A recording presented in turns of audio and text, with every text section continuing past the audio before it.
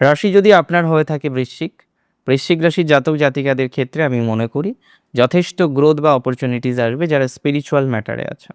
অনেকেই আছেন স্পিরিচুয়াল ম্যাটারে, আধ্যাত্মিক বিষয়ে যুক্ত, আমি একটু আগেও বলছিলাম। তবে যারা ডিভোশনাল প্রোডাক্টস নিয়ে রয়েছেন, ঈশ্বরের কোনো চেষ্টা করেন মূর্তি তৈরি করা বা পোশাক তৈরি করা, এই ধরনের ডিভোশনাল ম্যাটারগুলির সাথে যারা কানেক্টেড রয়েছেন, তাদের ইমপ্রুভমেন্টের জায়গা আমরা প্রভূত পরিমাণে দেখতে পারবো। যে সমস্ত জাতক জাতিকারা যুক্ত রয়েছেন আইটি সেক্টরে, প্রফেশনাল হিসেবে আপনি আইটি সেক্টরে কানেক্টেড রয়েছেন, তাদের ওভারঅল কিন্তু গ্রোথ আমরা দেখতে পারব। তবে এডুকেশনের ক্ষেত্রে একটা কথা বুঝতে হবে, যে সমস্ত জাতক জাতিকারা এডুকেশনে আছেন এবং হায়ার এডুকেশনে আছেন, বিশেষ করে পিএইচডি করছেন, বিশেষ করে পিএইচডি করার চেষ্টা করছেন, বিশেষ করে পোস্ট ডক করার চেষ্টা করছেন, এই যে higher level of education, higher level of এডুকেশনে যারা অ্যাটাচ হতে চাইছেন, তাদের কিন্তু একটা ওভারঅল গ্রোথ বা অপরচুনিটিস আমরা দেখতেই পাচ্ছি।